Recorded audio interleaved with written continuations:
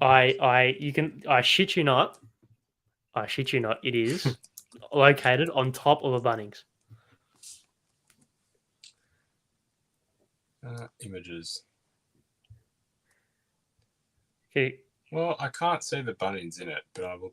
Right. Okay. So basically, it's like there's a Bunnings, like it kind of, so you have the entrance of the Mercure Yeah. that goes like here, and then it goes up the top, and then it comes across, and then the Bunnings is like here. Yes. So it's I get technically what you're saying. not. Yeah, it's like not on top of a Bunnings technically, but it also, like, the majority of it is on top of the Bunnings. Okay, yeah, I know. I'm on Google Maps and I see that now. Yeah. So let's probably give some context on what we just spoke about, right? Yeah. So We're yeah. So talking about basically, explain it. the FIFA Women's World Cup, Canada. Obviously, that's being hosted in Australia. Canada are the gold medalists of the recent Olympics, and they're staying at a hotel for the Women's World Cup and preparing for the Women's World Cup at a hotel that's based on top of a Bunnings. So that's unreal preparation, if you've asked me. But I think getting a bit sidetracked, or actually, no, I think what we're going to speak about now is sidetracking off the real conversation, in my opinion. But we're back again. Hello, everyone, to another episode of The Rest. We are back again for another week. I'm your host, Ari and Nathan. I'm joined by Nathan, as always. How are you, my friend? How was your weekend? How was your long weekend? I think weird long weekend. I think I said this last week. Didn't like it. The King's birthday is a weird long weekend, but had the footy on Monday, had the footy on Sunday as well, which was unfortunate. But how are you? How are you since the last time we've spoken? Well, yeah, it threw me off. Long weekends always throw me off because Yeah. I always want to work on a Monday and get it out of the way with, and there was no Monday to work on, and I got quite a rude shock on Sunday night when I realised I couldn't go and work. So just threw my week off. A lot of national championships footy for the under 18s, so some important times. Carlton, as per usual, love to spoil the weekend, but we return every Wednesday and remind ourselves there's 17 other teams that are doing better than us. So West Coast, the usual cycle. West Coast. Okay, we're minus West Coast. Yes, 16 other times. Yeah. So there you go. Pretty much. Yeah. My weekend, good, standard. I went out on Saturday night to a Greek concert and well and truly indulged in. Is this the one that someone FaceTimed and Postecoglou in? That was the Sunday night. It was the same performer, same concept, but that was on the Sunday night. Well and truly indulged in some cordials, and I woke up on Sunday and felt absolutely like shit. And I ended up, and it actually felt worse going to the footy and sitting in the clouds and watching Carlton suck. But I guess we're used to that by now. But anyways, let's move on as we ramble, as we always do. Quite a few things to speak about. Obviously, the bye weekend, although it wasn't really a bye weekend, only two teams had the bye. So quite a lot of footy, quite a lot of storylines that came out of the weekend, and some big bye round assessments to come this episode because 6 teams have the bye, which is stupid. We've spoke about the bye, how ridiculous it is, but yeah, there you go.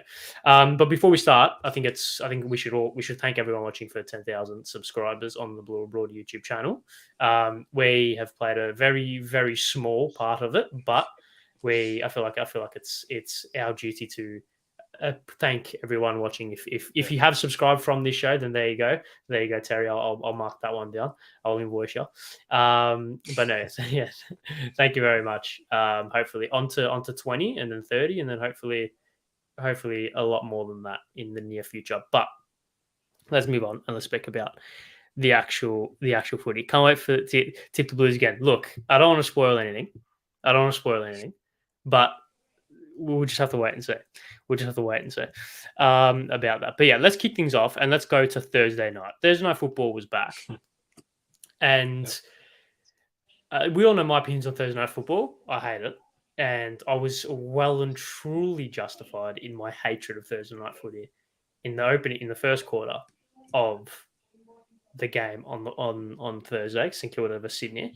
It was shocking. It was appalling. It was the worst quarter of football I have seen this season.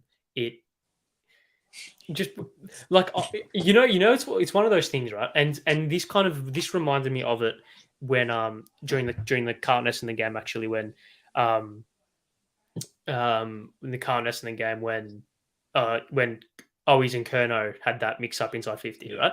Yeah. It's like one of those, that quarter of football on Thursday night reminded me of those things that happen in like sports movies where it's like where the movie's trying to depict a team being really bad, so they just make it stupidly bad. That's what that reminded me of. Like it wasn't AFL football. It was VAFL level. It was so ridiculous. I'm astounded there wasn't like even a goal kick, just because like naturally you'd think even if both teams are performing that they're performing that bad, they're making that many mistakes, that one seriously even a point will go in, but it was maybe they should have tried to miss and then they would have kicked the goal. Possible. Look, it's I was complaining Carlton, then you watch St Kilda, and I'm like, well, I get twice. I get 2 times of it, so it's not great. Yeah, you do. Fair enough. But then again, you don't watch any other football that happens on the weekend, so I kind of get the West Coast and the North and everything. That's not fact. True. We both know that I do my research probably a couple of months later, but I do my research.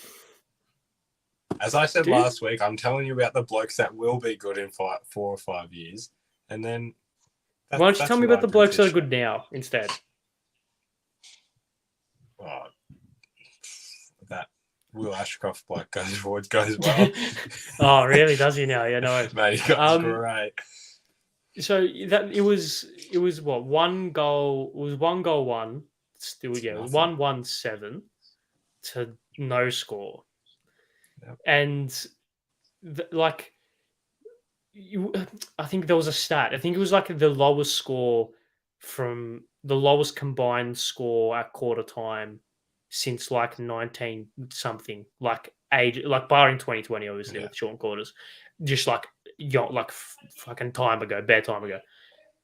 It reminded me of like, you know how you go and you know how like if you have that like third cousin or like that second cousin that you don't really speak to, but they play footy and you know they play footy and you're at a family gathering, they're like, oh yeah, come watch, and be like, all right, nothing to do on a Saturday afternoon, and you go watch, and it's 3-7 at half time. It reminded me of that. Do you think it could have got any worse? Oh, I don't think so. Yeah. Acute, very, very acute observation there. Good analysis there. Thank you. Yeah, yes, there you go. Something, yeah. So, who kicked the goal? It was a kick. No, I can't even remember. I kind of blocked that first quarter completely out of my mind. I don't think anyone remembers that first quarter, just for the fact it was low scoring. That's about it. At least the game got better. Imagine if it was the same standards throughout the whole game. It looked that way. I don't even think there was I think didn't St Kilda kick, I think the first goal or the second, like really quickly, and then again it was pretty off for a while, and then Sydney had a bit of a charge late in the second, so it did take quite a while. So yeah, is that an indictment on both clubs, or do you think it was just one of those games where it was like just nothing went right, just like everything went wrong? I think it was a case of both. St Kilda do this as much as Carlton do, where they'll play to the level of their opposition, and I think that's what we saw. Yeah, I think it was both teams. Like, you know, but like teams have bad games a season, right? No team has had 23 flawless games. I think it was the worst possible game either side could have played, and it just happened to be against each other, which is insane considering both sides what we thought of them pre-season. Or what we thought, the St Kilda. Weirdly, I don't rate that as my worst game of the year. I would say North St Kilda a couple of weeks ago. That was atrocious. That was atrocious. That was tough. And frankly, I would put Melbourne Carlton in second place because I thought that was, especially what we saw Melbourne do this week. I can't believe they genuinely, like, it was just. They were rubbish. Yeah, they were shocking last 2 Fridays ago. Would you say it's the worst game? Wait, worst quarter of football of the year has to be, surely. Oh yeah, no. The game. I can't recall another quarter that was any worse a quarter with one team scoring absolutely nothing is always pretty average. Unless it's like 10 goals to nothing, and then that's entertaining. Yeah. I like the Schadenfreude of it. I like the Schadenfreude of seeing a team being absolutely belted. It's why West Coast this year. Great watches. Great watch. Thanks, guys. No, the game itself, this is weird. The game itself was actually like okay, barring the first quarter. The game itself was like semi-decent, not the worst. So, and it was just a shame that the first quarter kind of put a blemish to that, because I think if the first quarter was at the standard of the other two of most of the other three quarters, I think the game would have been okay for the most part.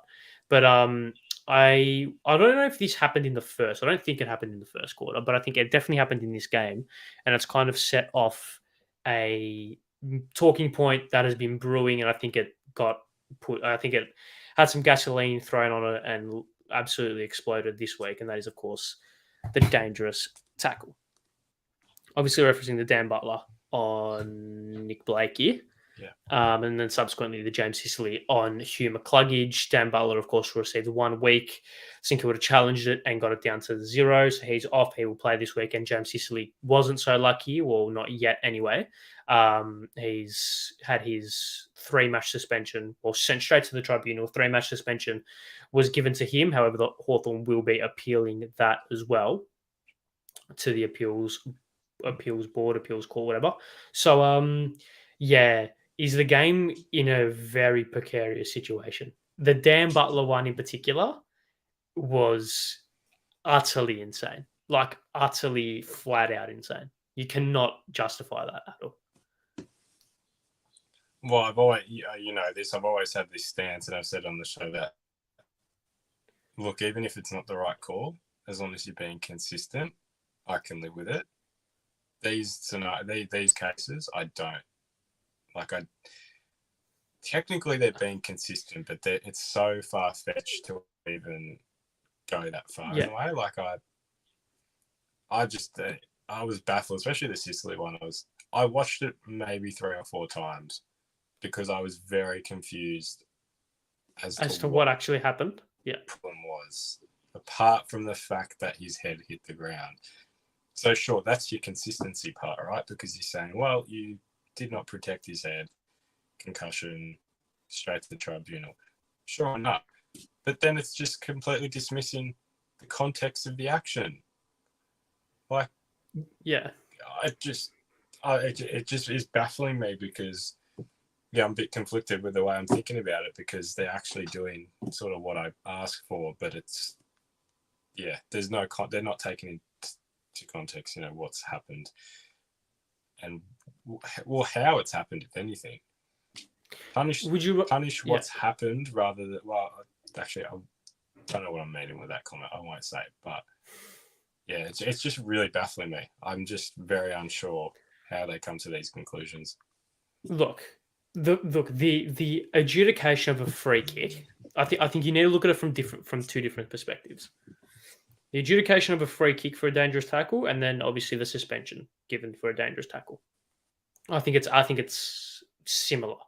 The Dan Butler one is under no circumstance in any rule book ever a dangerous tackle. I don't care what the current rule book is, change it, because it's wrong.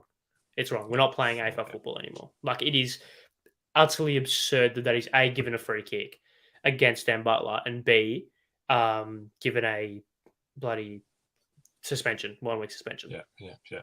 So that to me is absurd. The Sicily one is weird because it wasn't a free kick for a dangerous tackle. Sicily got the free kick, and yet he still gets suspended for 3 weeks because of the outcome. So we go back to this question again: are we suspending the outcome, or are we suspending the actual, or are we suspending the actual offence? Are we going back to this thing of consistency and keeping a consistent level even if the level is wrong? Would you rather the umpires make more mistake, would you rather the umpires have a level where the precedent set from now is the precedent that will be followed for the rest of the season, regardless of if it's wrong or right? Or would you rather the umpires try and give the right decisions, even if it goes against decisions that have gone, or that have been called in the past, I should say. Yeah. Well, probably the latter. There'd be conflict either way. Yeah. They're always going to get it wrong. Just purely human error, right? There is never. It's not going to be right. I don't. Yeah, that's actually a very tough question to answer when you look at so many of the variables there can be when you look into a decision, because on the spot, I just don't think that's it would probably actually be easier to just go off precedent and say, okay, I see this resulting in this, I'm calling this, rather than just, well, I think it should be this, no matter what I've seen previously, going to back my own judgment. Yeah. So, do you think it's a rule issue or an umpire issue? Do you think the standard? Because I think the standard of umpiring, personally, I think has decreased. I know this is slightly sidetracking, but I think we saw on Sunday night, right? And I'm not just saying this because Carlton had some decisions that went against them. Sunday night, to me, kind of showed the poor umpiring level. It's been prevalent throughout the year. It's been prevalent throughout the year. I thought Sunday, obviously, I think highlighted it most of this round. And is that because the umpires aren't good enough, or because the rules are just so confusing and the precedent set has been so wrong, that wrong decisions are being made on a weekly basis or on a game basis? I do think its umpiring is quite poor. I understand in the moment there are times umpires can't see certain things. They've got people in their ear, right? And I think they have a bigger influence than what it seems. I do not think they do it on their own. I'm just not convinced, because some calls just never seem confident, right? They don't ever seem like they're coming. I'm convinced people are in it. There are. I mean, there genuinely are people behind the scenes that are in their earpiece, and we know that because we see, goal reviews, etc. They've got earpieces. And even at under 18 level, there are people that assess these umpires, because I'm making a general assumption these are umpires that actually genuinely want to reach the next level. Yeah. And even on Monday at the game I was at, I was sitting in a box next to the people who the assessors, right? It just was not positive what I was hearing. It was very confusing. Confusing. It was. They weren't talking to the umpires, but they were assessing them. They were right there. I could hear what they were saying. It just felt very negative a lot of the time. That it was you could have done that. You could have done that. You could have done that. Well, then clarify it. And it keeps happening. It just keeps happening. So I'm sure there's probably a lot of nerves generally as an umpire, because every decision you make will be scrutinized. It impacts. Yeah. Well, yeah, and it impacts. These are people that are literally umpiring for a job, right? This is their job. People forget that they're getting paid to do this. I don't know how many are supported by that income, right? But it's not just turn up and umpire a game of AFL. It's a job for them. So they're critiqued as is anyone who does a job. You're critiqued on how you perform, right? So I do think it's a combination of them just being poor at times and not backing their own judgment, and just sort of getting a bit holding back and saying, I couldn't see it, let's just continue it. But I do think behind the scenes it's quite poor as well. I don't think there's a lot of trust, and I think that's just a lot of miscommunication. And by changing rules and by changing interpretations frequently, I don't know how you can let umpires go out there and do their best job and perform consistently. It just doesn't. It never seems like there's any clarity throughout the year with the way games are officiated. Yeah, at times you're looking at it feels like you're watching two different. It feels like you're obviously watching the same game, obviously, right? Yeah. But it feels like you're watching two different eras. It feels like you're watching games from two different time periods at times, right? And I think this is also something that has come about, and the last point is basically what I'm saying now. Too many players are now exaggerating, hitting their head on the turf.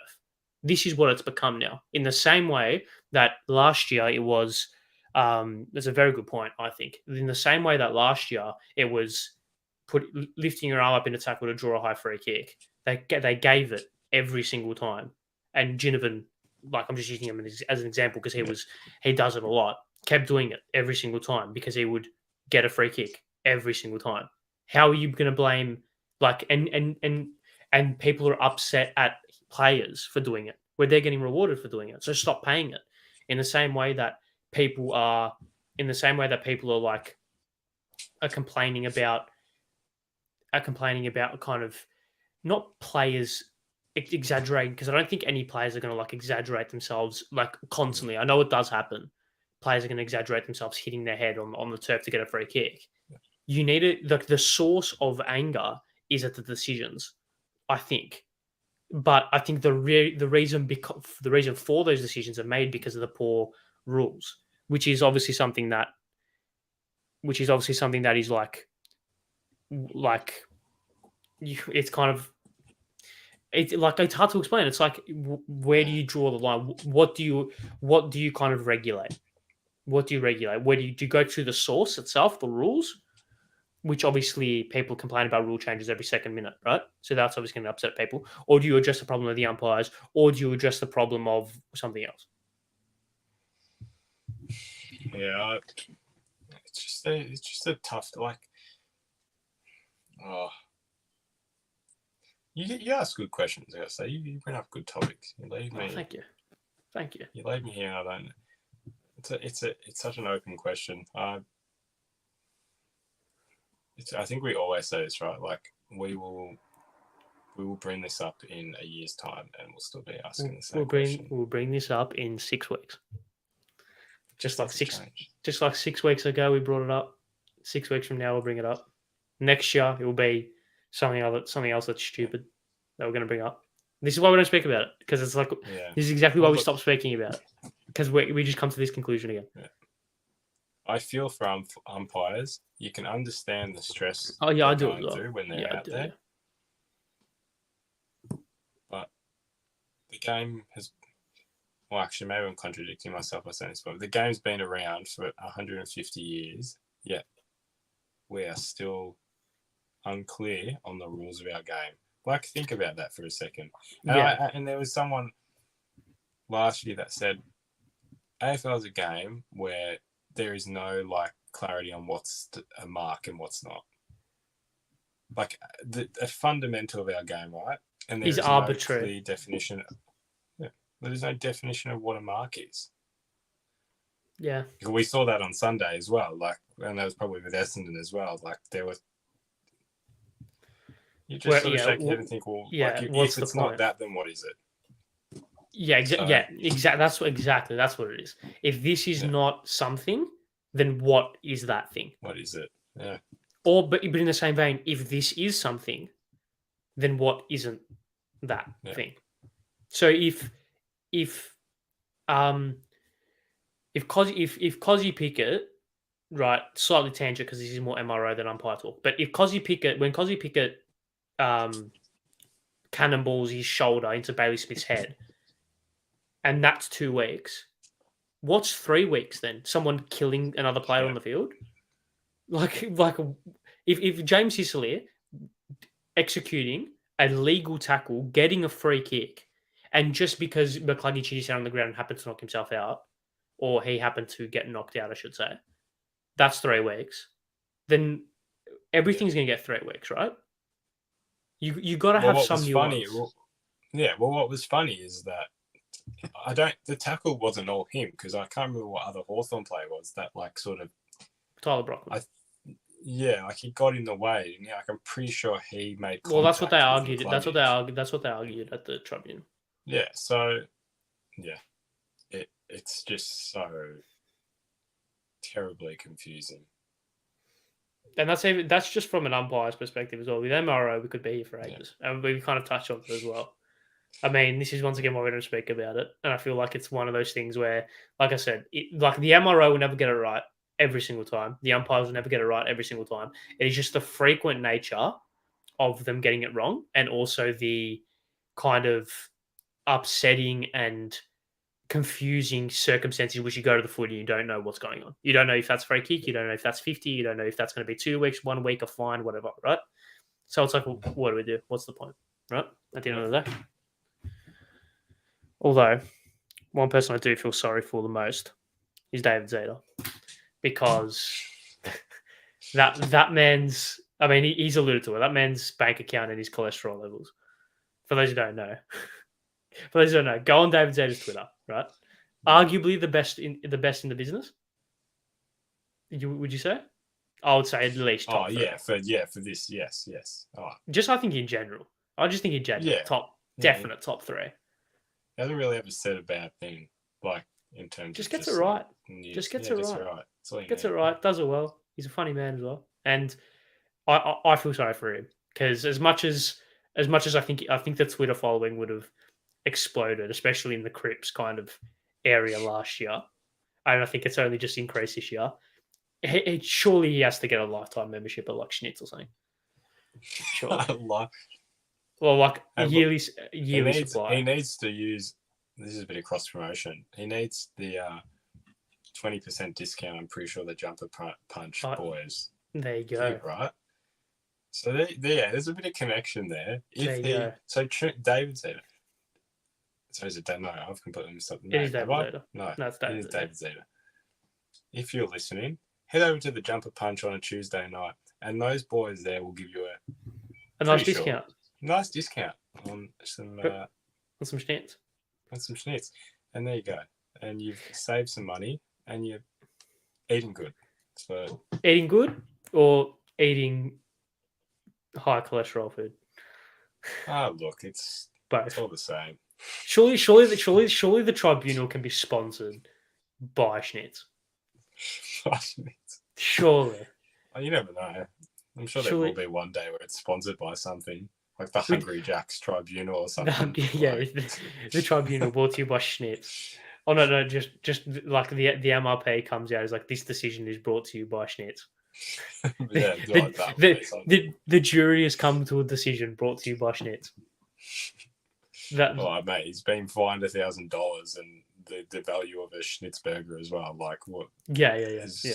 The punishment is $1,000 donated to Schnitz. That's the fine. That's the fine.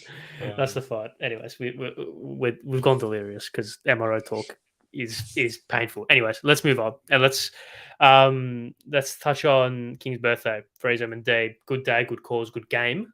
Good day. It was actually a pretty good day. Like, speaking about it from a very literal perspective, the day was good. No, it didn't rain. Yeah. Weather was good. Slightly cold, but also like clement conditions. Obviously, good cause. The scenes at the MCG were very touching as always. Very, very emotional. Obviously, the people going down the slide were very entertaining as usual. Who was your favourite? Oh, you didn't watch it, did you? Have you seen any of it? No, I did see. Yeah, no, I've seen a few clips. The ones I have seen, like Taylor Harris as Sam Kerr. That was good to watch. Who did I see? Whoever went down as the St Kilda player. The actor, the actor, the guy's name. Eric Banner. Yeah, Eric Banner. Yeah, those are the two I saw. Those were ones that I liked. Yeah, very good. If you were to go down, question without notice, if you were to go down the slide, who would you go as? Oh. This is a good question. This is a good question. And this is a good question. No, you have to put that on the run sheet because I would have come up with something. Question without notice. I think in your face. Sponsor. Yes, that's what we need. we need the MRO sponsored by Panadol.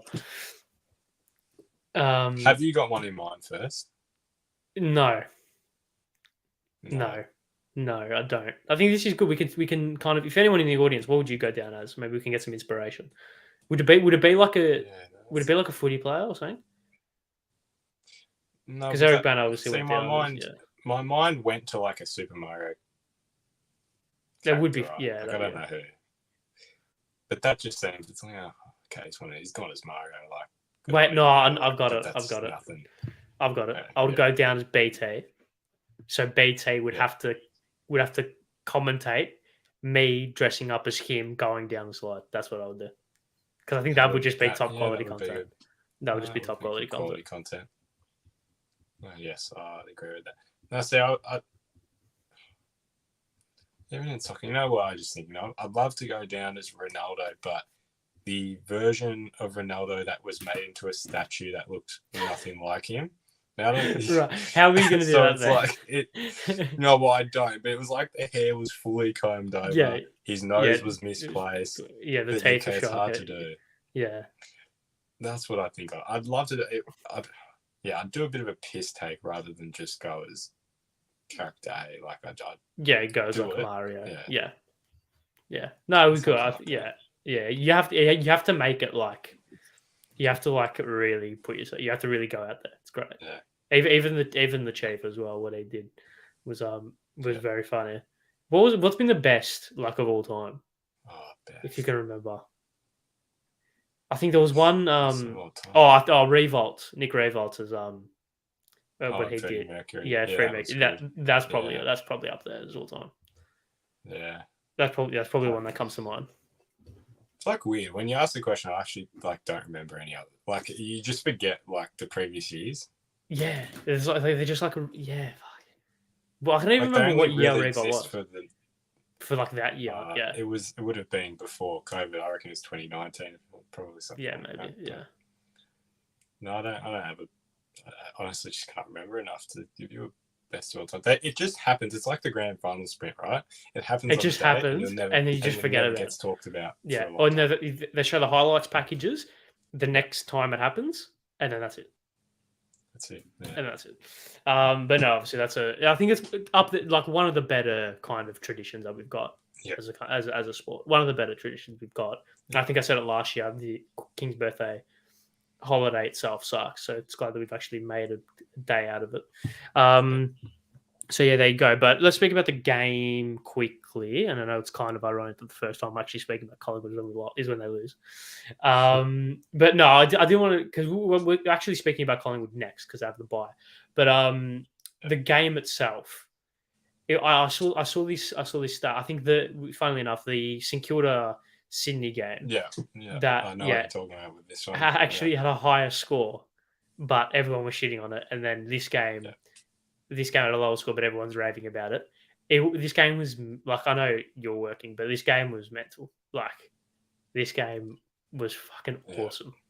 Yeah, I kept reading about it as I was sitting at a pretty chilly RSCA park, watching half-strength teams, mind you, of Sandringham and Oakley. So it was could say I could have been doing better things, but if you read good prospects for next year, that's what I got out of that game. Yeah, I can't. Yeah, when he ran down the Ponsford stand wing and delivered it straight to Bailey Fruitch lace out. Yeah, it was great. Yeah, that was unreal. I think the highlight was Lockie Hunter's real kind of just. Have you seen that? Is that something that you've come across? Lockie Hunter's bump. Yes. I did see that. Yes. Yeah. That is that gave me real Liam Ryan clattering into Braden Maynard on Grand Final Day in 2018 kind of vibes. Real one of those statement moments. Weird? You can, and I'm sure you can. You can remember exactly how you felt when that Maynard Liam Ryan bump happened. Like, I didn't actually watch that game live. Do you know this story? Oh yes, you were in Greece. Yes.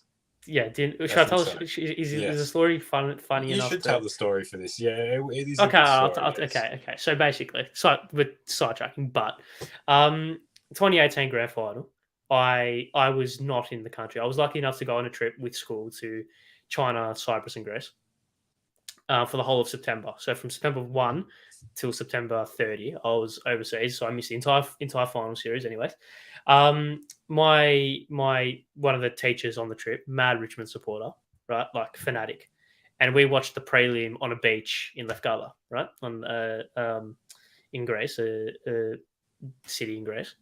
And that was very entertaining, watching him watch the game and watching his team get pelted. It was great fun. Anyways, and obviously, because obviously most of the people, well, not most, but a lot of people on the trip were like supportive, like follow the footy. Anyways, so they were like, okay, we're in Athens at the day of the grand final. And Athens is like a big city, well renowned. Obviously, quite a few Aussies travel, so they would show the grand final like cafes and stuff. It was on at about 7 o'clock. I think it was 7:20 in the morning. I think, and anyways, the day before, the teacher's like, "All right, if you want to watch the grand final, get down at the lobby at 7 o'clock. I think it was. Anyone who wants to come, get down to the lobby at 7. We'll go watch the game, come back, and then we'll continue our day." That was the day that I actually was meant to leave my school and go with my cousins. I got cousins in Greece, naturally. So I wasn't actually meant to be with them, but I was like, all right, I'll just delay my trip with my family and wait for the grand final. Anyways, I wake up at like 6:30, whatever, get up, have a shower, whatever. And I come out of the shower, I check the time, and there's about 20 minutes to go before I need to be downstairs. So I was like, all right, I'll just lie down. I end up falling asleep. I end up waking up at I think we had to be down at the lobby at 7. I ended up waking up at about 7:10. So I'm thinking, fuck, I need to go downstairs quickly. I end up like getting dressed, putting my shoes on, whatever. I run downstairs, everyone's gone. I'm thinking, fuck, all right. I go upstairs, try to find a stream and anything, can't find it. End up listening to it on the radio. So I'm hearing the Triple M commentary for the whole thing. And when Domshay kicks the goal, I'm sitting in a lobby in Athens listening to it on the radio. And when he kicks the goal, I stand up and like audibly gasp. And then about 20 people in the lobby just looked at me as if I was on some form of substance. Anyways, so I didn't actually watch the game. And my brother calls me straight after. He's like, "Oh my God, like, what a fucking insane game, all this shit." I was like, "Yeah, I didn't watch it. I think they were gasping because they thought a 10-year-old was lost in a lobby in Greece. I don't really think it was because, so I think they were probably more concerned for that than anything, but it's a good story. Thanks. Yeah, thanks. And the thing is, I actually did look like a 10-year-old. I actually did look like a 10-year-old. I actually did. Like it was. Yeah, as I say, people only know. I feel like this year you haven't actually shaved the beard, so you've looked your age. Just shave the beard. I look 12. Oh, it's 12 if you're lucky, really. Look, it's called playing to my strengths. And the beard is one of my few strengths, if we're being honest. Anyways, so what were we speaking about? Oh, yes, that moment when Maynard... Also, that was actually one of the few things in which I actually did see from that game because I posted the clip on the AFL app. So I remember just watching that. I remember watching that like 6 times just to like pretend that I was watching the grand final. Yeah, it was... Anyways. It was all I had. That and Triple M commentary. I can't actually remember anything of it. Yeah, fair enough. Anyways. Right. What were we saying? Lockie Hunter, he's pumped. But let's keep moving it, just time-wise. Yeah, actually, we've got a lot of things to speak about. Anyways, Grundy kicked the goal, gets his old side, moving on swiftly. Grundy kicked the goal, gets his old team. That's good. Good on him, I guess. And also, yes, this is something I wanted to bring up. I actually didn't put it on the run sheet. I was going to put it on the run sheet, but I didn't. Is there a goal kicking kind of epidemic happening in the AFL? Oh. Why can no one kick straight? Yeah, I think it's I reckon it's strict to the AFL though because I'd assume it's a pressure thing because it doesn't at the 18s level I've seen it's not usually an issue. We have some players that might struggle, but typically it's not an issue. It isn't. I think it is solely an AFL thing. It is the pressure, the environment. Why? But then again, I was watching, Mackay, etc. warm up. Silvani missed the set shot from 30 meters out, like on the full. So then you're like, well, maybe is it skill? Is it general skill? But it's a combination. I think it's more the pressure than anything. Because let's be real. Who was it that? There were a couple of them that missed. What they missed, like 4 or 5. Joel Smith missed one. In the first. I was talking about the last as well, though. Oh. Well, yeah, the whole day, but that last quarter especially, Pickett missed one from 30 out there in front. I think Joel Smith missed one. Fritsch as well missed one. But I think it's an AFL thing, but I feel like it probably says. I don't think it's as big as an issue as what we make it out to be, because I feel like if we go back in the last 5 years, I actually did the maths. because I was going to put this on the run sheet. I was going to put on the run sheet. I did the maths. So at this point this year, there has been on average per game 24 goals and 17 behinds on average per game. Oh, this is combined teams, right? Yeah, This is combined. yes, I was going to say, Jesus. High scoring. 90s football's back. Games. No, 24 goals. Yeah. 24 goals. I think it's like 24.6 goals per game overall, and 17 behinds per game. Last year, 24.8 goals and 16.8 behinds. So it's not really changing. Like, it's just. But maybe we're just thinking about it more. Yeah, I love to see the set shot stats, actually. Yeah. Yes. I mean, it's probably that. I feel like you don't really see many, like, in-play goals that ever miss. Like, that sounds weird, but when you think about, like, if you think, you can only think of goals in play that have shots in play, not set shots that have gone in. Like, you don't think, oh, God, we missed an easy one on the run there. Like, they usually happen because there's no pressure. You know, adrenaline, you got the ball right. Yeah. Goes in. And you just kick the ball straight. But it's also that thing it's that thing of, if I take, let's just use Harry Mackay. Let's use Cozzy Pickett. I think Pickett missed a few. Yeah. Actually, but I think we'll just use Pickett, whatever. If I take Cozzy Pickett and I stand 30 meters away from him and I tell him to hit me on the chest, he'll hit me on the chest 99 times out of 100, right? He'll put it right here, right? AFL footballer, one of the more skilled AFL footballers we've got, right? Put him in front of goal, can't do it. Is it? Yeah. Is the set shot? Here's a question: is the set shot going extinct? Will the set shot go extinct? Will players start playing on from set shots because they just find it easier? That's why we're seeing more people snap it. Oh, it can never go extinct though. Like, they're like, you'd have to imagine the game plan you'd have to come up with to really find a way around not having to rely on set shots. No, what I'm saying is, like, the set shot as we know it right skill, now. Like, just the skill in general. The skill of the set shot, of the drop punt set shot, I reckon that's going to go extinct very soon.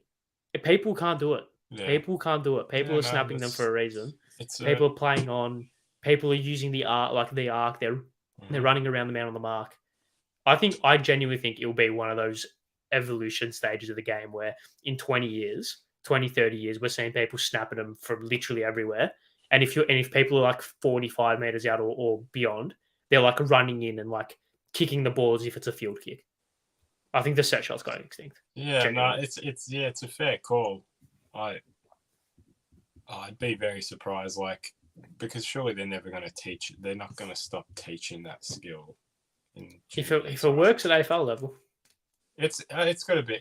It's a mental thing. I don't think players don't just lose that skill, right? Like, we know those key forwards, they wouldn't have got drafted if they couldn't do it. Like, sure, some forwards might get drafted because they literally can't drop a mark and they are just great contested marking beasts, right? But and then you goals, and they usually do it through set shots. It's not the only forwards that get drafted, not because of that, is small forwards, because they, crafty. There, your ball comes to ground, they're going to kick your goals, right? But the tall forwards, which is mostly what we're talking about, like in terms of their set shot accuracy, like they're there for a reason. They got drafted because they're good at it. So. And then I say what I've said, and then I look at people like Jai Miss, who literally can't miss. I think he's kicked like 20 goals, 4 from set shots or something this season.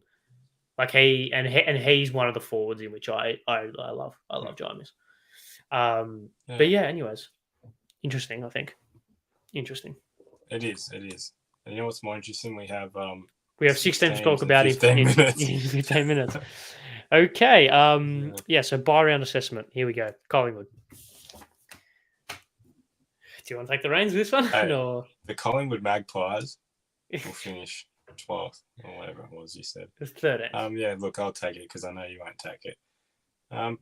Really, I said, well, I feel like I've jinxed it maybe if that's a good thing or not. I said before the Melbourne game, I was like, 5-goal win easily. Melbourne just terrible with their skills, everything poor. It's theirs to lose this year. I'll still stick with that. Although now seeing Melbourne beat them makes me a bit, because my thing was that I think we talked about that. No matter who they play in finals, they've always got the crowd advantage. Yeah. Melbourne probably now I look and I'm like, well, they've proved they can do it now. Like even that crowd was, I don't know what your thought. I thought it was like 35, 65 Collingwood, right? Yeah, minimum. So it was a Collingwood crowd, Melbourne home game. But I still stand by. I just don't. Who's beating them at the MCG? Melbourne's the only team has now established that. But we know Melbourne, if they do anything like last year, they can just fall off at any given moment. But so could Collingwood. So done everything right. They've executed their game plan to perfection, and still no one seems capable of beating a game plan that is literally downhill skiing at its finest. But they do it that well that it keeps winning them games. So fair play. Okay. All right. Melbourne did it. Melbourne. They did it. They showed how to do it. But it's apparently a skill that is hard for whatever reason. And I get that. You want to attack and attack and attack. But be prepared. Be prepared. And that's what Melbourne did. They don't get sucked in. Yeah, I think a term that's used in football now, as in the round ball game, quite a lot these days, is the term rest defense, and essentially what that means is when you have the ball, what is your setup? What is your setup behind the play for the turnover, for the transition, right? That is the way to beat Collingwood. The way to beat Collingwood, I think, is ideally focusing on your rest defense or your transition or whatever you want to whatever term you want to use, right? Melbourne, what Melbourne showed on Monday was they had the ability to have a very good setup behind the ball so that when they did turn the ball over and when they did misplace a handball and Collingwood went through the middle, they had waves of players pushing them back. Similar to how Brisbane did it when they beat them at the Gabba, they had this ability to keep pushing them back, and really repelling that danger. Whether or not other teams are capable of doing that, I don't know. I think it's a very hard skill and a very hard tactical kind of a tactical element that not a lot of teams can do. That's why I think Collingwood system works, is because it's such a risky, high tempo, high octane system that you need to be absolutely spot on to kind of negate. I do agree. I think we've seen that in finals last year. I know obviously their system has kind of changed this year and it's become a lot more well-rounded and balanced. We saw last year the close game specialty kind of thing didn't hold up, and we saw the crowd really wasn't a factor. Geelong kind of were able to overcome that, especially on grand final day. The crowd is basically not even a factor considering how corporate it is, right? What's your kind of feeling on them? Is it can they go all the way? I think if they don't make a grand final, I'd be absolutely shocked. Absolutely shocked. Yeah, well, that's the way. So like I said, I don't. It's theirs to lose because assuming they make top two, right? Like all the variables are in their favour. Like they would not have to leave Melbourne. I mean, they're pretty good on the road anyway, but I'm saying more if they had to go to probably Brisbane, that's probably where you'd be challenged. Or Adelaide. I guess we'll see how they cope in Adelaide in a couple. Well, they beat Adelaide, but in Port in a couple of weeks. But yeah, look, they'd have to collapse again. Or the other teams just will be better, which could happen, but it hasn't seemed like it's happened as of yet. And I know, like, I keep going on about that round 2 game against Port. I still think that completely different teams now. I'm very keen to see that in a couple of weeks, because if the same result happens, then I have no hope. Melbourne is literally the only hope left if Port get rolled again. That one. So it'll be close, yeah. Like, and like I agree now that Port Adelaide team we saw probably wasn't. They would have got beat. They will get beaten in Melbourne if they have to play Collingwood again. I'll stand by that. I don't think this Port team has what it takes to come over here and beat them, but theirs to lose. They won't finish 12th. You never know. You never know. If Mate, Collingwood finish, finishing top four, if they're if making Collingwood finish position 12. 12th, here we go. Let's do it. If Collingwood You're gonna finish count 12th, them, no, God no. yeah. If Collingwood finish 12th, I don't know. If Mate, we'll Collingwood, make this a draft show if Collingwood finish 12th. done. But this is the parameters. If Collingwood finish 12th, we'll speak to Terry. I'm sure Terry will be on board with this. If Collingwood finish 12th, this show next year will be exclusively draft, and you'll be the same format, but you're the only one speaking. I'm just going to sit here and do nothing. For an hour every that'll week. do well for views. Yeah, but no, if Collingwood finish 12th, that's what we're doing. Right? Yeah, okay, Good. I'm on board. Done. Let's move on to another team that we all love. Listen, Don. The Dons. Obviously, they I'm starting this one. Okay. I still not convinced. I still believe they are 11th to 12th. They were garbage, as garbage as Carlton were, apart from that third quarter. They were apart from bang 10 average. minutes. 10 minutes, they are bang average. Their ball skills are pretty damn awful. They have the same technique of just bomb it inside 50. Thank the Lord for Peter Wright, or that team has nothing up forward. They have not performed against the top 8 teams. But have they? Have they been any top 8? Melbourne. I feel like Melbourne. Melbourne's the only team they've beaten. They got close to Port. Yeah. They got close to Port. They got smacked by Brisbane. I mean, obviously they went over the Perth one, but beat West Coast. But no, I'm not convinced. I still like I say with Adelaide. I'm still thinking they're beating enough of the teams below them that it will get him into the top 8. Like I could probably sit here at this point and say they'll make finals, just because they do beat the teams who they need to. And that's a great skill, because we know that it does matter. So it does, but they're not going to. They're still not there, and they're not going to compete for a premiership now. Probably not next year, and maybe the year after, if they can actually get their act together and not go up and down each season. So they play football that wins them games, but it's not going to challenge for anything. That's fair enough. Spin on them. Very original take. You haven't really said that before in the show. No, never. Yeah, very good. I echo most of your thoughts. I don't see them being a threat. They might get in. I don't see them doing anything though. I would rank them below Adelaide. And yeah, by straight. Adelaide. By straight. I'm just. This is something I will give them though. Their kids are good. Yes. Their kids are good. Nick Martin's good. Yeah. Caldwell good. Hobbs good. Their kids are good. Give them that. I just think, I don't know. The system, like, are they really that good? Like, I don't know. But yeah, I do agree. Their kids are very impressive. Yeah, let's move on to. Just quickly, last thing. They're such a team. Like, if they make finals, though, they have to win the first game, or else it'll be the cycle. They'll go right back to where they started. Yeah. So that external pressure, yeah. You'd be safer to miss finals, and because I do think they'll get better next year. So yeah, I agree. Interesting. Righto. Move on to another team in which you have strong opinions about. Oh, yeah. Crom? Oh, no, I'll take the floor with this one. Yeah, you do, yeah. You're more positive than me about it. I'm moving the mic closer because I can't be bothered leaning forward. Crom are good. No, yeah. Crom are good, man. They're good. They're so good that they go away from Adelaide. They knock off all the interstate teams, mate. They're terrific, aren't they? Look, what's your mantra? Win your home games.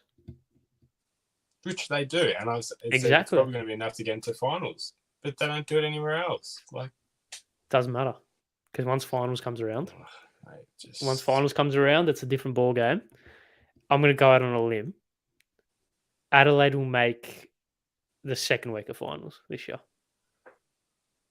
If they get a home final. Adelaide will make the second week of finals this year. Not so you're telling me if they played Essendon in the at the G, they win. They win. Oh, well.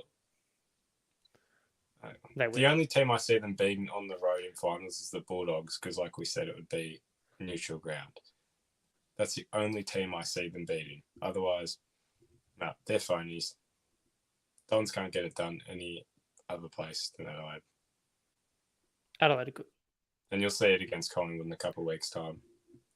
And I'll Adelaide. If they knock up Collingwood at the MCG, I'm not turning up again. Yeah, if if Adelaide beat the Pies of the G, I'm doing this with Terry or someone else. I'm not doing it with you.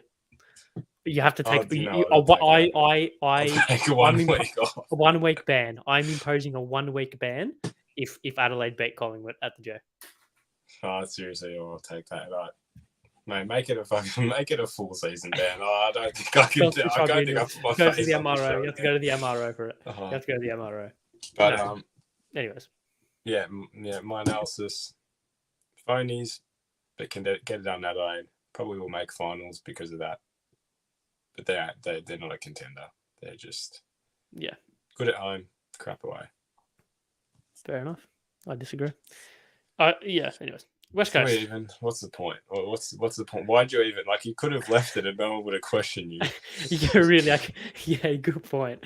Very good point. I just feel like let's just sit back. Let's just have a discourse about them. Thoughts? Yeah. Okay. Discourse. What's thoughts, mate? I'm loving what I'm saying. We've said no sympathy, mate. Go have fun, enjoy. No. You guys belted. No. Yes, yeah. You said you have no sympathy. You said this about Hawthorn, though. You're like, no. Yeah, I have no sympathy towards Hawthorn. But what's the difference between West Coast? Not like they've belted us for.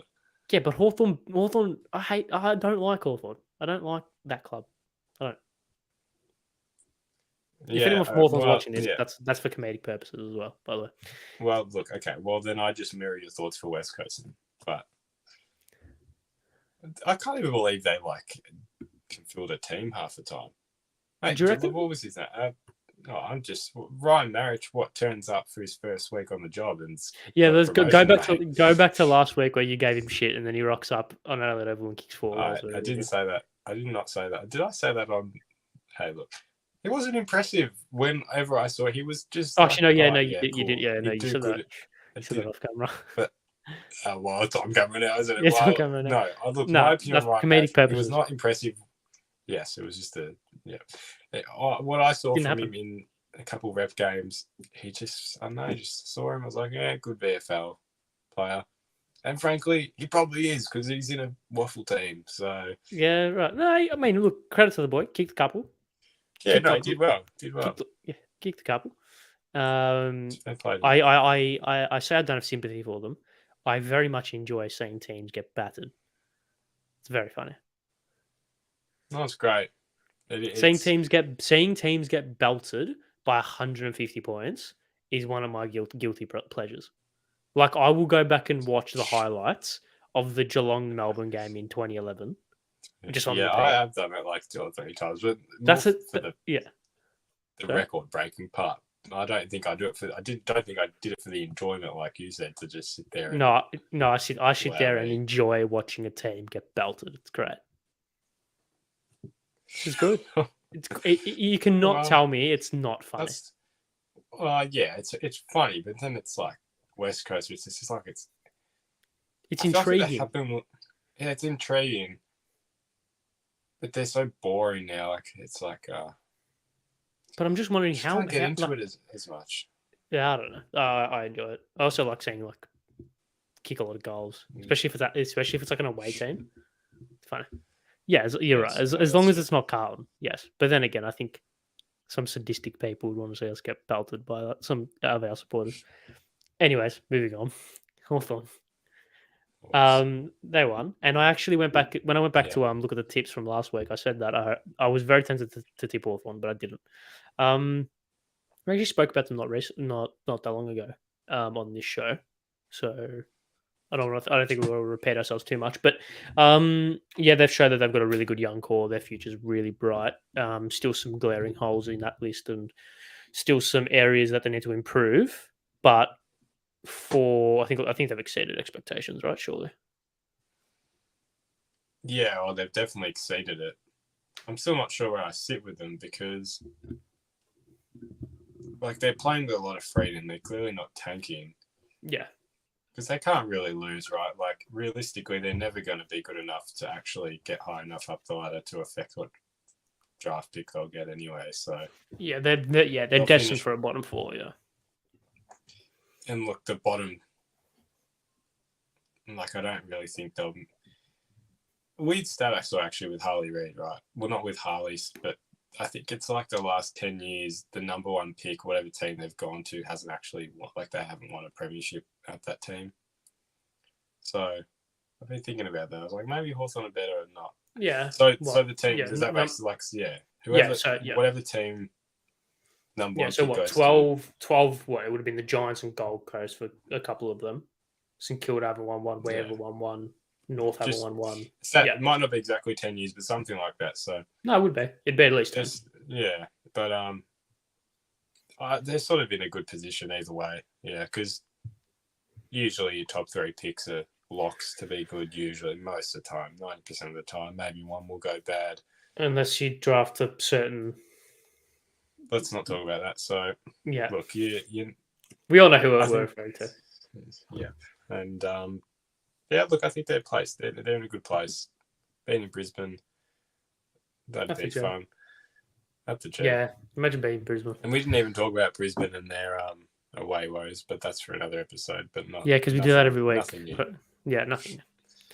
But they're in a good spot, and they prove they probably can. Yeah, probably get a few more wins out of this year. For sure. Yeah. Whatever games. I don't know if they have any left in Tassie, but you'd assume they'd probably bank a lot of some wins over there if they have any. So play the Dogs. They should win that. Probably they might win that. Anyways, moving on. Time purposes. Melbourne. Weird teams. Weird.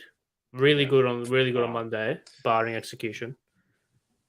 Week really before, bad the other week. Yeah, very poor. What's they've become that team that's just they'll either peak and win the premiership or they'll go out straight sets. Yeah. Very. Yeah. No, I don't have a lot of faith in them.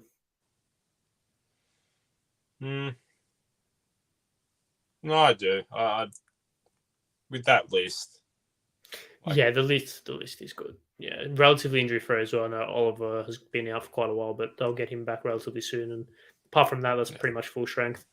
When you've got Ben Brown loitering in your twos, you have a pretty good list, right?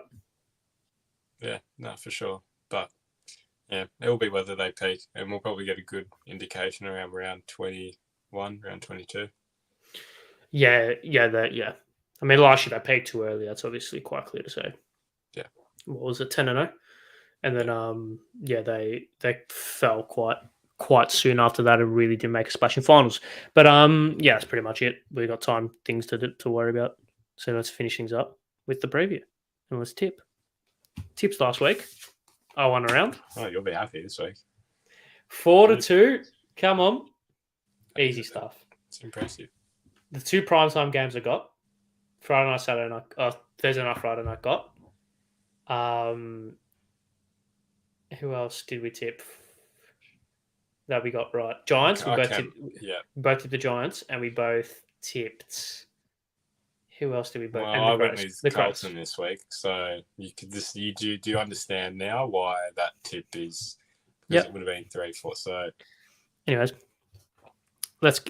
Anyways, I want So the overall leaderboard or the overall tally for both of us is if I can quickly get it up, 57-71. No, I'm catching. There's still the double points round, which will commence from 2 weeks on. I mean, you can do it now if you want. I don't know why you would. Well, I don't know, but so there's some essence in it now. There is something to play for still. Yeah. Okay, let's go. Thursday, tomorrow night, Port Cats, Adelaide Oval. Really like this game. It's going to be real interesting. Who have you got? Oh, really? I'm not as excited as you are. I don't think this will be very close at all. And I say Port will win it comfortably. Geelong don't ever travel well against in Adelaide. Port, yeah. Yeah. You've changed your tune. Anyways, Friday night, Brisbane versus Sydney at the Gabba. Sure. Well, form-wise, this looks like a stinker, but It does. Brisbane always turn up at the Gabba, so I'd say Brisbane. I agree. Brisbane. No early Saturday game, which has annoyed the shit out of me. GWS Freo at Giant Stadium. This is a really tough one. I have to think This is a very tough one. because, like, yeah, if Freo had beaten Richmond, I'd definitely back Freo in, without a doubt. Oh, see, there's always like a game you think Giants are going to win that they don't win. Would you like the odds for this game on the odd betting machine? Can I guess? Let me guess. Surely it's not it can't be an even split. I'm going to say 210 Giants, 170 Dockers. Dockers 190. Giants 194. It is an even split. Wow, that is as close as you can get to one. Yeah. No, I'm going to say the Dockers. Weirdly, like I'm not confident in that tip, but it's at Monaco, isn't it? It is at Monaco. That's why. No, it's no. It's at Giant. It's not. It's at Giant Stadium. Sorry. I'll still say Dockers. I'll go on the Giants. I love my Giants, boys. Yep. Unlike you. MCG, Richmond, St Kilda. Richmond Saints. Would you like the odds for this one as well? No, well, this has to be 190 as well. It's 174 to 210. Who do you think's favourite? Yeah, see, I wouldn't. That has to be the other way. Who do you think's favourite? Richmond. They are. Yeah, MCG. But still, the Saints won there this year, so I'm saying St Kilda. Yeah, Saints. I agree. I think they'll be too strong. Blues, Suns. Like I said to you pre-show, I'm very conflicted, right? Because bringing a girlfriend who, if you would believe this, is 4-0 in Carlton games she's been to, right? Now, if you told that to anyone, they'd tell you there's no way she's seen Carlton win 4 games. We've barely seen Carlton win 4 games. But Carlton also, they're also Carlton, aren't they? No, I said last week if we won, I'd tip them, but they didn't. They lost my trust again. I put faith in them, and they threw it in the bin. So even against the notoriously untravelable Gold Coast Suns, in which you've given copious amounts of shit to throughout the year about not being able to travel, they've won 3 games at the MCG in their entire history. 2 of them came against Melbourne in 2013, 2014. You still reckon the Suns will get it done? No Took Miller, still. No, look, I'm winning either way, right? Because if we win, girlfriend goes 5-0. She's coming every game for the rest of the year. Good, yes. And then if Gold Coast win, I've got my tip right. So I'm still saying Gold Coast. Right, interesting. I am. And who are you going to tip? Tipping the Gold Coast Suns. No, you're not tipping the 12-0 Blues if the tips have gone right. Would you like to read that? Suns. You have. Wow. You have tipped the Suns. Wowee, someone's finally realised. Well, either you've realised you do want to win the tipping comp, or B, you've well, if I wanted to win the tipping comp, I wouldn't tip the Suns, because you've tipped the Suns. But I love Gold Coast. Oh. I think they're really good, and we suck. Hence why we're not winning. Yeah, well. Keep hoping, don't we? Finishing things up, Sunday art twilight, 4:40. Jesus Christ. North Melbourne versus the Western Bulldogs. Oh, God. Who have you gotten? Well, I think it'll be close, weirdly. I don't know why, but I think Bulldogs will win it. I've got North. Something different. Okay, so we're back to we don't want to win the tipping competition then. Because as if North. The dogs are so susceptible to a Sunday 4:40 not rocking up. Yeah, well, that's why I think it'll be close, but like still. Oh, so but when I just think North will fall over the line. Yeah. North will Hey, fall. I'll let you have a double point one if they get up in that. No, I'll give no, I don't two want your, for I if don't want they your, get up. I don't want your pity points. No, I don't want your pity points. Alright. So we differ on two. You've got the Dockers over the Giants. I've got North over the Dogs. So not really doing well whole catch up mechanics of this tipping comp because I really need to get some points. But I don't know. We'll be right. Anyways, that is all for today's show. 1 hour 10 minutes. Shock horror. Thank you very much for watching another episode of The Rest. Thank you very much for sticking around. If you have, make sure you subscribe to the Blue Broad YouTube channel. Thank you very much for 10,000 subscribers as well. Like the video, follow both of us on Twitter at @R_Y_Stammer at Nath Seppi. Yeah. Anything else to add before we wrap things up? It was a quick one tonight, so yeah, no thanks for sticking around. Pretty quick one. We'll be a bit longer next week. Yeah, we'll reach a 4-hour mark next week. Don't worry about it, guys. Thank you very much for watching. See you guys next week.